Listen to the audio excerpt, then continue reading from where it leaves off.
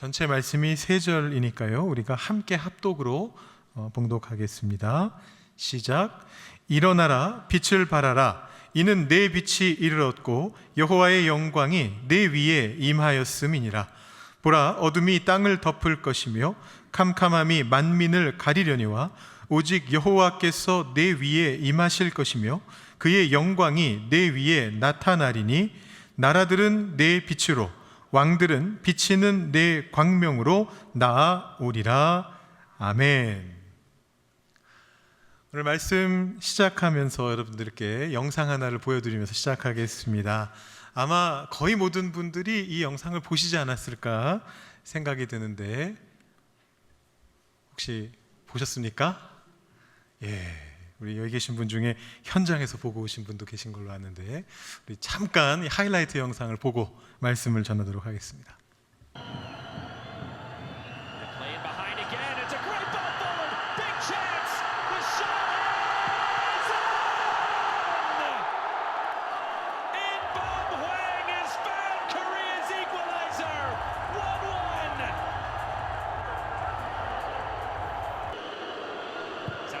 delivers, it's in the middle, there it is again! But the flag is up for offside! Over the top, Wang had continued that run, always in the middle, and oh, scores!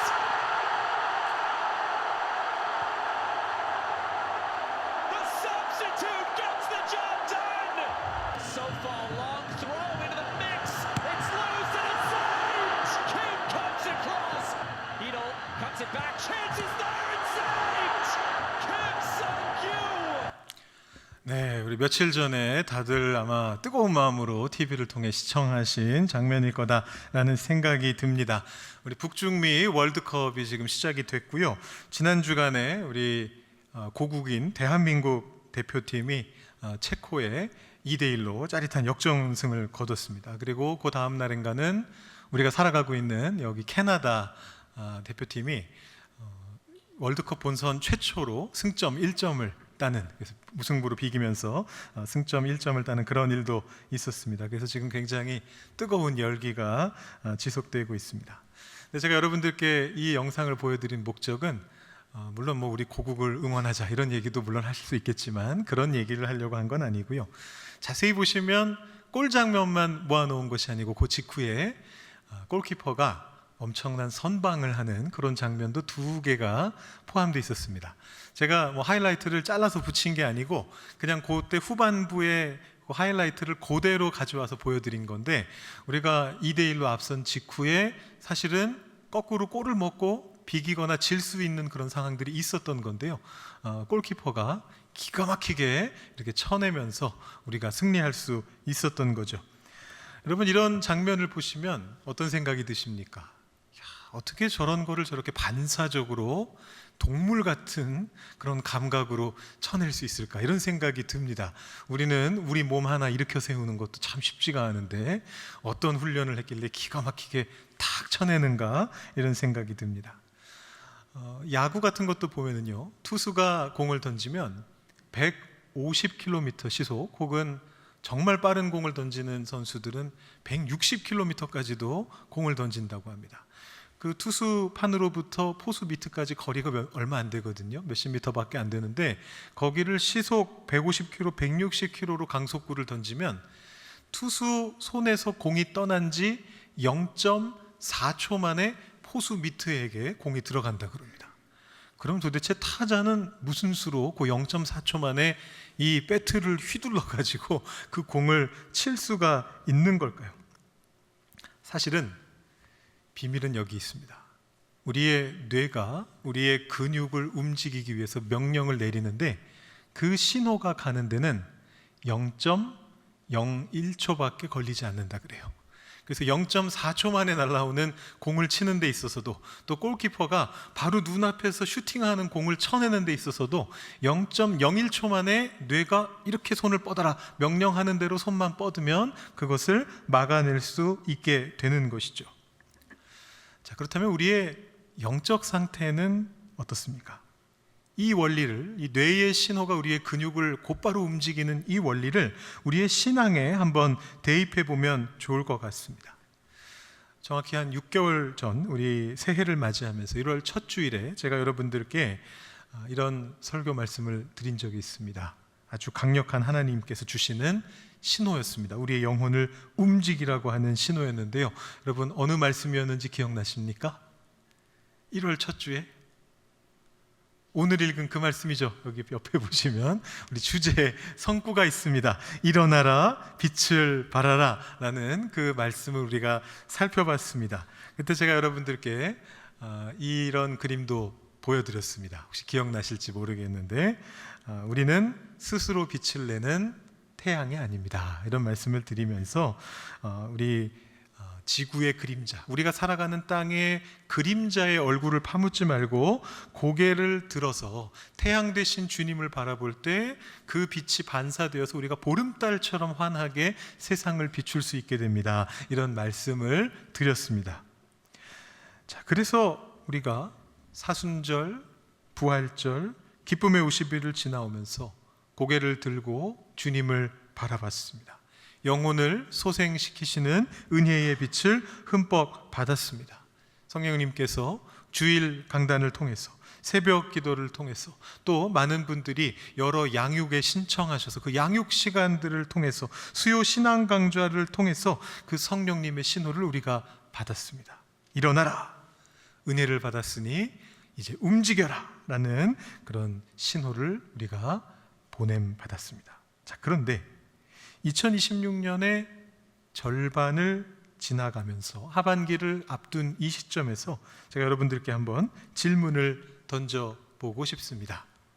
여러분 지난 6개월간 주님의 빛을 받아오셨는데 많이 받으셨는데 그래서 여러분 정말로 그 삶의 자리에서 일어나 보셨습니까? 뇌에서는 신호가 왔습니다. 우리들의 신앙의 뇌인 우리의 성령님께서는 우리의 말씀은 우리에게 계속해서 신호를 보냈습니다. 근육을 움직여라, 일어나라, 찌릿찌릿한 신호를 보내주었습니다. 그런데 어찌된 영문인지 우리 삶을 돌아보면, 우리의 공동체를 돌아보면 우리의 영적인 그 근육이 미동조차 하지 않을 때가 있습니다. 뭔가 해보려고 하다가도 핑계가 떠오릅니다. 아유, 제가 내일 모레 7순인데 8순인데 나이가 있어서요. 혹은 요즘 비즈니스가 너무 힘들고 바빠서요. 또는 예전에 봉사하다가 열심을 내다가 상처받은 기억이 있는데 그 기억이 아직도 아파서요. 이렇게 여러 가지 핑계를 대면서 여전히 의자에 엉덩이를 반쯤 걸친 채 엉거주춤한 자세로 일어나지도 못하고 앉지도 못하는 그런 자세로 있을 때가 너무나 많이 있습니다. 우리의 영적인 신경망이 아직 잘 작동하지 않고 있는 것입니다. 왜 이다지도 우리의 엉덩이를 떼는 것이 힘든 것일까요?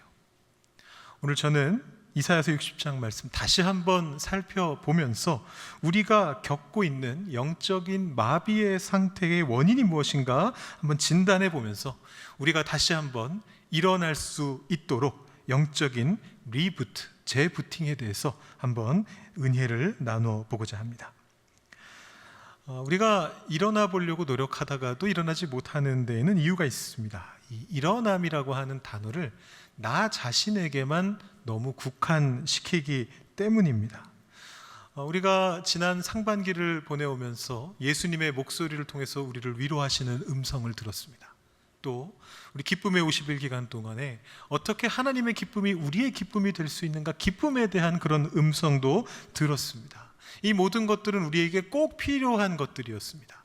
그런데 자칫하면 우리가 오해할 수 있는 부분이 생깁니다. 그건 뭐냐면요, 우리가 일어나는 것이 하나님께서 우리에게 그런 위로를 주셔서 그런 기쁨을 주셔서 우리 한 사람을 세우는데 목적이 있다라고 착각하게 될 우려가 있습니다. 그런데 하나님께서 의도하신 이 일어남의 진짜 의미, 그 목적은 다른 곳에 있습니다. 오늘 말씀을 다시 한번 살펴보시면요, 이 본문에 쓰여져 있는 일어나라라고 하는 말은 쿰이라고 하는 단어입니다. 여러분 혹시 들어보셨습니까? 우리 1월 달에 여러 번 외치셨죠? 쿰이 오리 외치셨던 거 기억나십니까? 일어나라 빛을 발하라의 히브리어인데요. 이 일어나라라고 하는 말이 쿰인데, 쿰이는 명령형이고 일어나다라고 하는 동사는 쿰입니다. 쿰. 이 쿰이라고 하는 것을 어디 다른 데서도 혹시 들어보신 기억나시나요? 예수님께서 죽어있는 소녀에게 들어가셔서 달리타 쿰 하고 일으키셨습니다. 우리가 가지고 있는 성경은 굼이라고 적혀 있는데 원래 발음은 쿰이 맞습니다. 달리타 쿰 하고 일으키셨습니다. 자, 이 단어는 일어나다라는 뜻인데요, 일어나다라는 말에도 여러 가지 의미가 그 안에 들어 있습니다. 한 가지 의미만 갖고 있는 게 아닙니다. 여러분, 일어나다에 어떤 의미들이 있습니까? 자리에서 무릎을 펴고 일어서다라는 뜻이 있습니다. 영어로는 stand up이라고 쓰는 그런 표현이 있습니다. 근데 그럴 때만 우리가 일어나다라는 말을 쓰지 않습니다. 잠자리에서 눈을 번쩍 뜨고 기지개 펴면서 일어날 때는 뭐라고 표현하죠? wake up이라는 용어를 씁니다. 한국말로는 똑같이 일어나다입니다.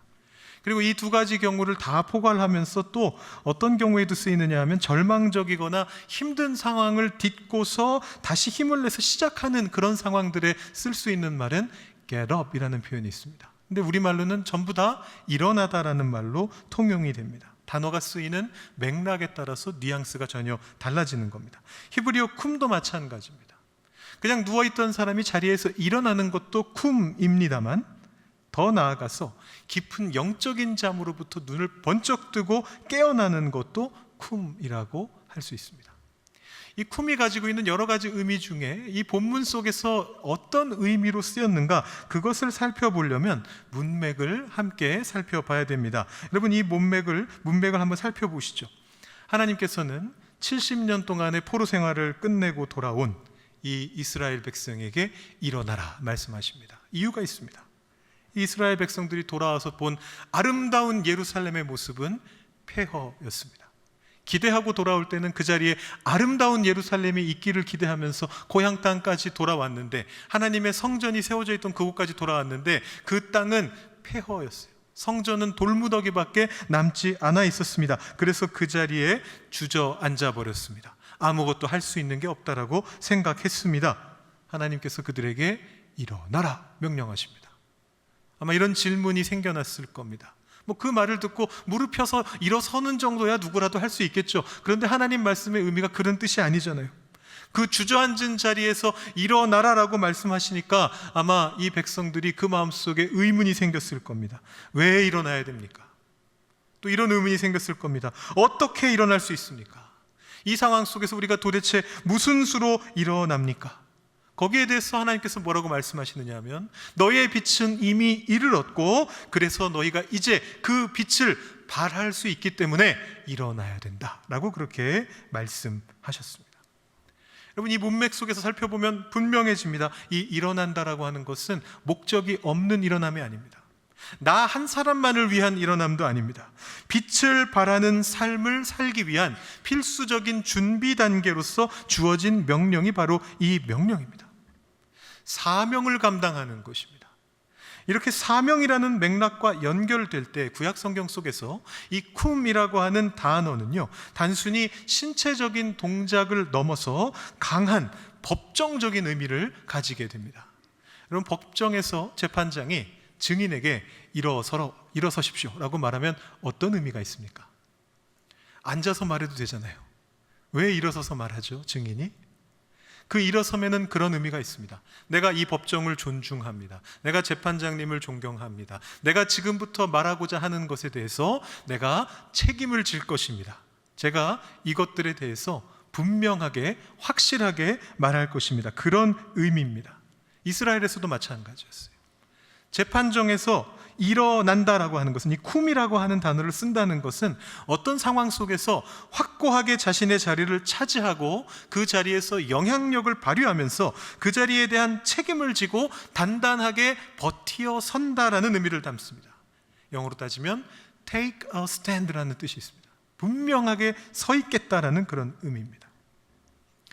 그럼 지금까지 누가 알아서 하겠지라는 그런 뒤에 숨는 마음으로 구경꾼으로 혹시 앉아 계셨다면, 그 방관자의 자리에서 털고 일어서는 것이 이 명령에 반응하는 것입니다. 일어나라. 빛을 발하라. 이제는 제가 이 자리를 감당하겠습니다. 내가 우리 토론토 한인 장로교회라는 공동체 안에서, 또 내가 남편이자 아내로서 나의 가정에서, 내가 수고하는 이민사회의 비즈니스 현장 속에서 나에게 주어진 책임을 피하지 않고 굳건히 버티며 서겠습니다 라고 결단하는 것, 내 영혼의 무게중심을 하나님 편으로 완전히 옮겨서 뿌리를 내리는 것, 그것이 바로 오늘 본문이 우리에게 요구하고 있는 일어남입니다. 우리가 이렇게 영적인 책임감을 가지고 내 자리에 굳건히 버티어서는 이 쿰을 결단했다면 자연스럽게 다음 명령으로 넘어가게 됩니다. 바로 빛을 발하라. 히브리어로 오리라는 말입니다. 이 일어남과 빛을 발함이 도대체 어떤 긴밀한 관계가 있길래 하나님께서 연달아서 명령하셨는가? 간단하게 살펴볼 수 있는 방법이 있습니다. 제가 그림을 하나 준비해 봤습니다. 아주 쉬운 그림입니다. 그럼 방바닥에 무엇이 놓여 있나요? 거울입니다. 거울이 지금 놓여 있습니다. 하늘에서부터 빛이 내려오고 있습니다. 여러분, 이 거울을 바닥에 눕혀 놓으면 빛은 어디로 가게 될까요? 들어온 그곳으로 다시 나가겠죠. 아무것도 없는 허공 속으로 흩어지게 됩니다. 그런데 이 거울을 세우면 어떤 일이 벌어질까요? 바로 그 거울로부터 반사된 빛이 그 주변을 환하게 밝히게 됩니다. 그 근처 구석구석까지도 밝혀주게 됩니다. 아주 상식적이고 아주 단순한 물리적인 법칙입니다. 거울이 눕혀진 상태를 벗어나서 견고하게 자기 자리에 섰을 때에, 버티고 섰을 때에 비로소 위에서부터 내려오는 하늘의 빛을 꺾어서 우리 주변에 있는 어둠 속을 향해서, 어두운 세상을 향해서 그 생명의 빛을 찬란하게 발산할 수 있게 됩니다. 이것이 주님께서 우리에게 요구하시는 오리, 빛을 발하는 것입니다.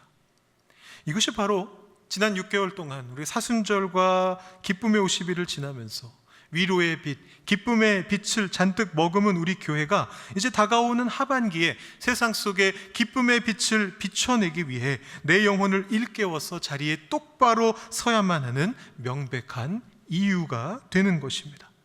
우리가 일어서는 이유는 세상을 밝히기 위함입니다. 일어서지 않고서는 결코 세상을 밝힐 수 없습니다. 자, 그렇다면 구체적인 질문을 한번 드려보겠습니다. 내 삶 속에서, 우리가 속한 이 공동체 안에서 어떻게 해야 눕혀진 나의 거울을 수직으로 세워서 주님께서 우리에게 비춰주시는 그 아름다운 사명을 받아서 반사할 수가 있을까요? 여러분, 무슨 거창한 우주적인 사명을 받으시거나 목숨을 건 순교의 자리로 나가시지 않으셔도 됩니다. 하나님께서는 먼저 우리 교회에 다가오는 여름 사역의 현장들을 그 거울을 세울 자리로 마련해 주셨습니다. 당장은 이번 주 토요일입니다.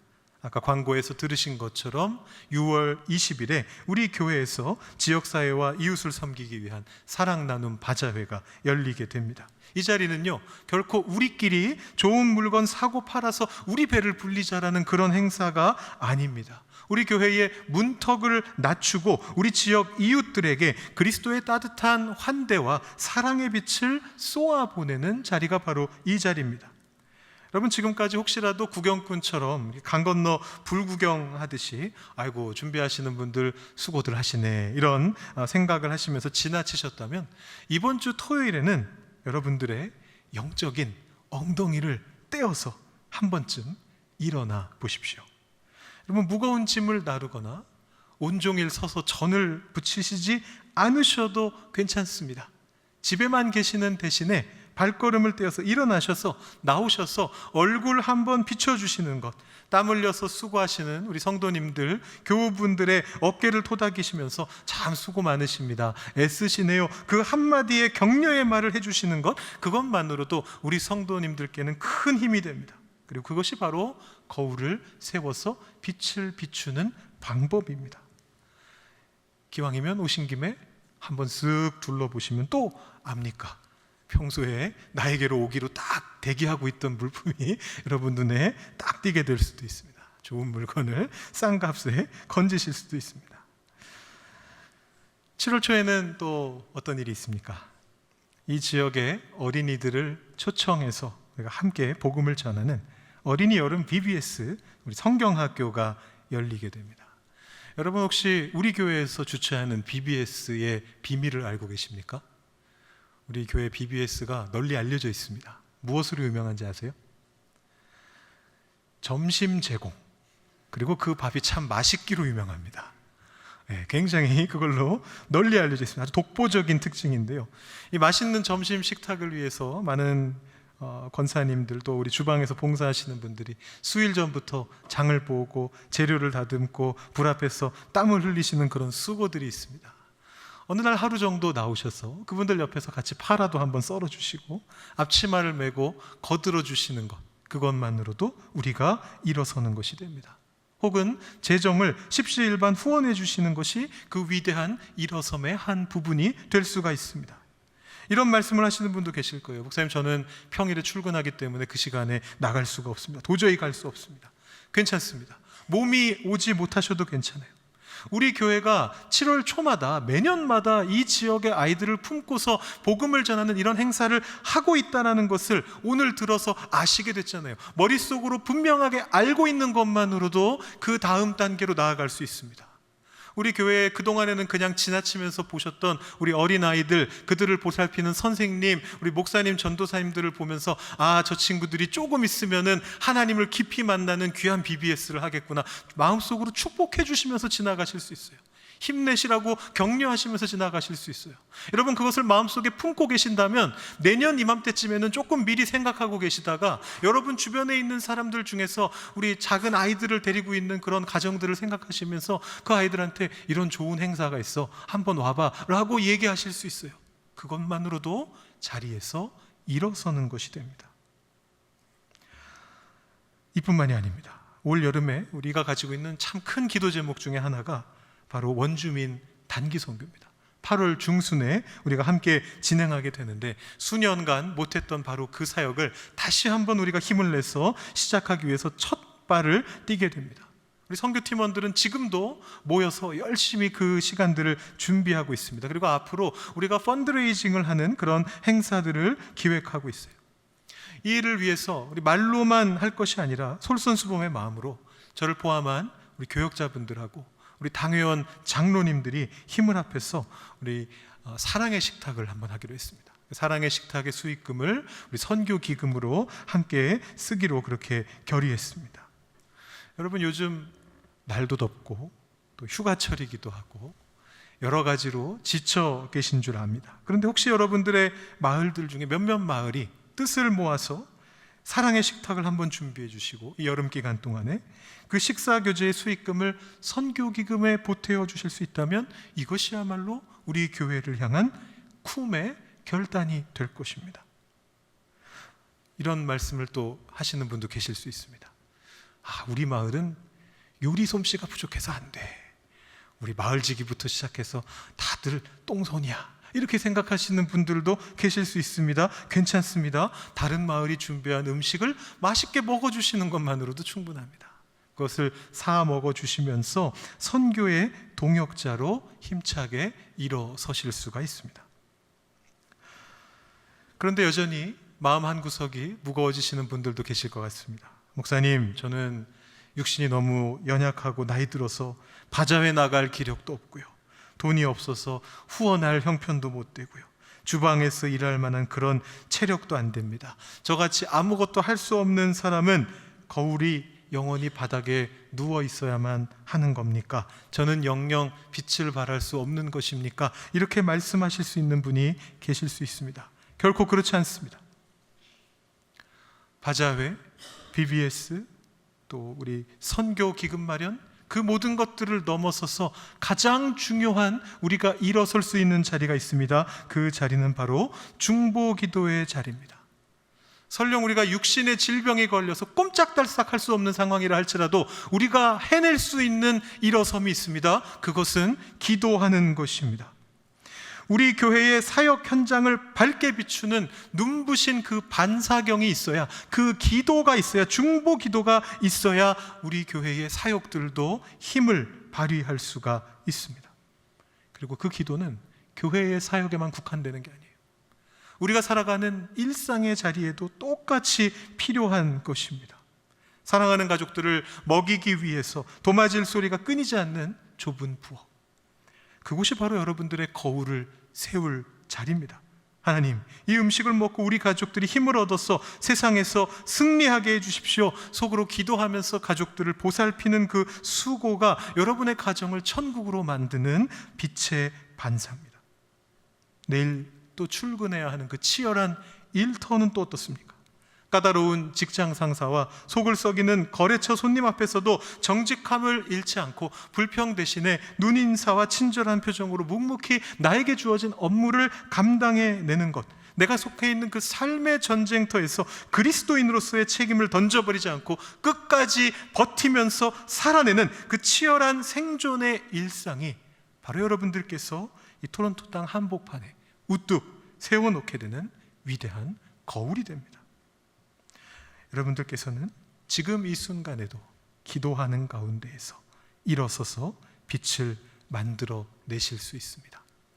여름 기간 동안에 우리에게 준비된 자리에서 더욱더 성실하게 일어서셔서 여러분들께 비추어 주시는 주님의 빛을 세상 속에 반사하실 수 있는 여러분들이 되시기 바랍니다. 오늘 첫 주라서 이것저것 많이 말씀드렸는데요, 앞으로 4주에 걸쳐서 제가 하나하나 조금 더 구체적으로 여러분들께 전해드리겠습니다. 오늘 기억하셔야 될 것은 딱 한 가지입니다. 우리가 일어나는 것은 빛을 발하기 위해서입니다.